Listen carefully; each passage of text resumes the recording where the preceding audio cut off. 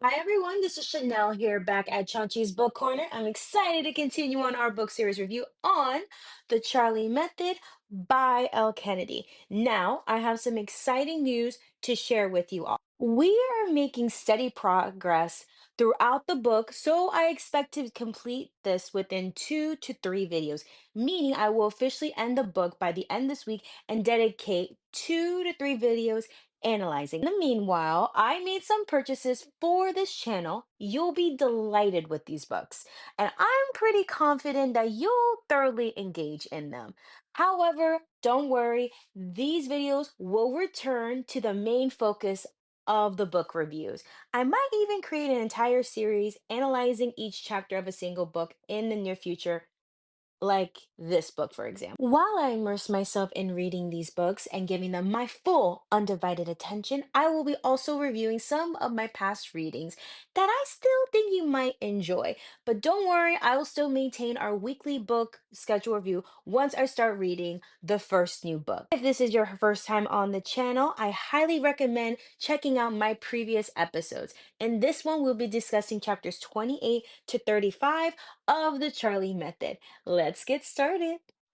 So, we are 3/4 of the way through this dense section of the book. So, I'm going to summarize the main parts as best as I can. To be honest, there are some triggering warnings in this section, including family abuse, family separation, and emotional and mental abuse.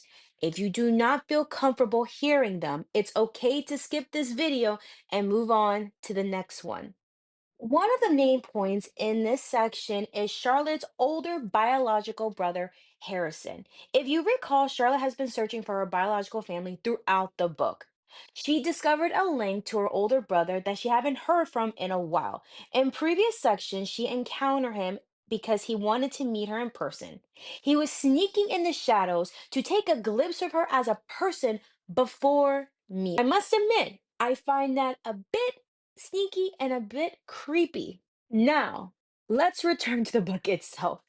Now we are in Charlotte's point of view. She is still analyzing the dynamics between her and the two men that she is currently dealing with.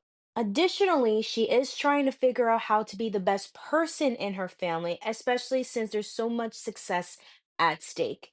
She is attempting to find a way to explain to her family that she just wants to get to know her biological family without causing any pain or hurting their feelings.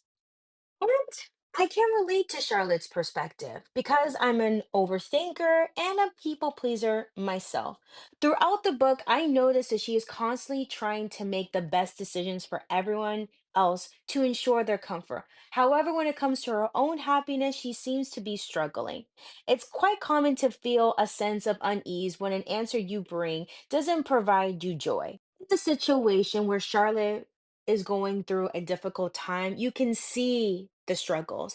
After meeting her brother for the very first time, they reminisce the early memories in the orphanage. Charlotte was adopted as an infant, recall little fragments of her childhood, while her brother held the vivid memories that could shed on light on why they were separate. Harrison explained that his adopted mother deeply loved him. However, his adoptive father didn't quite share the same sentiment. Despite his efforts to make his wife happy, the situation turned a tragic turn when Harrison's adoptive mother passed away in a car accident, leaving his adoptive father to raise Harrison alone.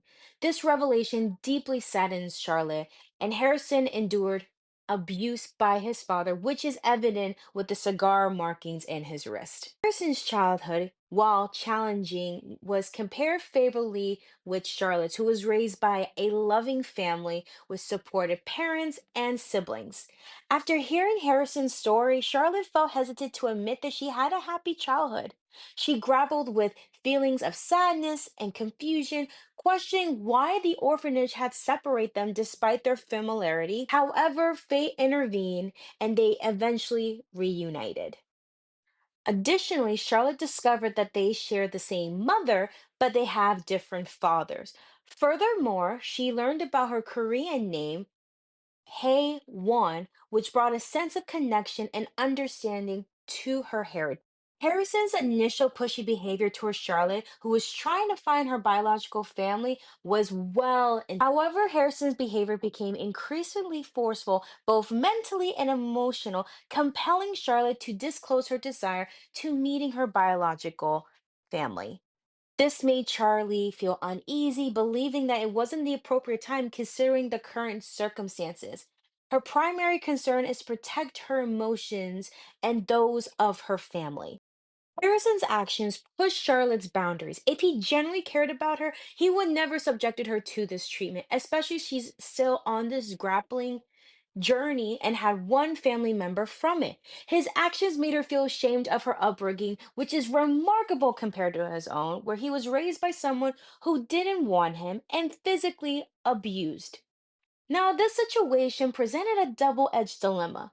While I empathize with Harrison's plight, as no one should ever endure what he'd been through. However, it's unacceptable to make your own sister feel bad about her upbringing. Charlotte was unaware of the loving and caring environment she was raised in, and we don't know if her parents were aware of her brother. This book suggests that her parents will eventually reveal whether they knew she had a brother or not. However, I'm eager to discover more about this and its potential impact on Charlotte's life. The other significant part of this section focuses on the main character's decision regarding the aftermath. If you recall, Beckett got Charlotte's number from Will so they can begin to communicate. During Charlotte's Thanksgiving, she received a message from Beckett. To summarize his message, he sincerely apologizes in his words and actions after their one night encounter. He expresses his admiration for her beauty, her intelligence, and kindness, and urged her to never feel ashamed of her choices, and that both men wanted to discuss on their feelings after the holidays. All three of the main characters returned back to campus. However, Charlotte had a physical encounterment with one of the boys, and it was Beckett. Naturally, they shared a class together. Back to the story, wanted to know where Charlotte's head was at, and she was truly explaining what was going on with her. She was grappling with the prospect of planning her future all the time. She also shared specific details about meeting her biological brother for the first time and getting to know him. But for the first time, she just wants someone to truly understand her and to figure out what is her next step.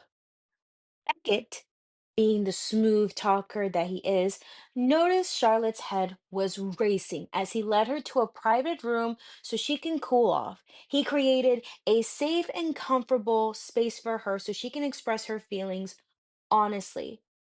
And Charlotte expressed how much she yearns for his touch, especially Will's as well. Was evident that they both deeply desire each other's presence and their physical connection became irresistible. After their steamy encounter in the room, the boys celebrated their victory in a hockey game, and to celebrate, they wanted to hang out with Charlotte. Now, this was the first time since the three main characters have been in the same room since their first steamy encounter. To ensure a comfortable conversation while watching a movie, the boys made sure that Charlotte was at ease. During their conversation, Charlotte expressed her enjoyment with their night together. However, she felt ashamed and imagining what others would think. And the boys reassure her that nothing will leave this house. And Charlotte's feelings for both men grew stronger that they spent another night together. And after that night, Charlotte felt much better and was excited to spend more quality time with her boys. However, she faced some challenges with her sorority group, especially the president, who was super over picky and not understanding that Charlotte confided in both men about her exhaustion of everything going on with her life. She was tired of keeping up with appearances, following rules, and living up to people's expectations. She had to do it all because everyone was watching her and judging her and doesn't want to mess up. And she admits that she just wants to live her own life without making any judgments from other people. And from Charlotte's perspective, I completely understand because I can relate to her. Again, I'm a people pleaser. Charlotte, driven by her desire and perfection to shield herself from societal judgment, yearns for freedom without fear of criticism. Amidst this, she confided in her older sister Ava, revealing her quest to find her biological family. Ava was astonished and perplexed as she never knew about Charlotte's search, and Charlotte explains of her feelings of being the black sheep, especially considering of her Korean descent and her family's success. She fears about their reaction if she ever discussed on her finding her biological family and doesn't want to hurt their feelings. But empathizes with Charlotte's concerns and assures her that she understands, and she encouraged Charlotte to prioritize her decisions and her feelings. After this emotional revelation, Charlotte invites Beckett to a racing track at Dante's place. Dante meets up with Beckett for the first time and approves of their relationship, hearing from Charlotte talking about him and Will. However, Beckett recalls Charlotte's fantasy about cars in the dating app from earlier chapters and determined to make that into reality. Charlotte was overjoyed and feeling like she was on cloud nine.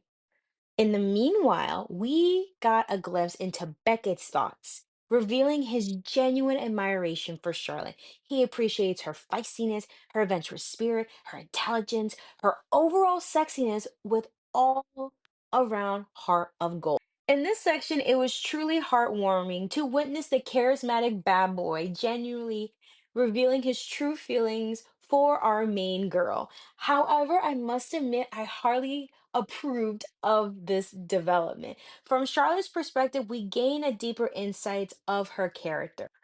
Her prim and proper behavior serves as a defense mechanism to fit in and avoiding the feeling of being scrutiny. It's understandable from this point of view as she yearns for the acceptance in the world but detests judgment from others.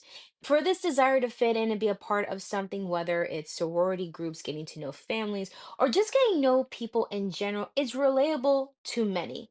In a way, Charlotte's ambition to conquer the world, in my opinion, is a testament to her strength and her determination. And that is all. If you enjoyed this video, please take a moment to like it and leave a comment down below. If you appreciate my content, I kindly request that you follow me and enable all notifications for my upcoming videos. I eagerly participate you seeing you all next Sunday. Thank you all so much. I hope you guys have an incredible week ahead. Bye.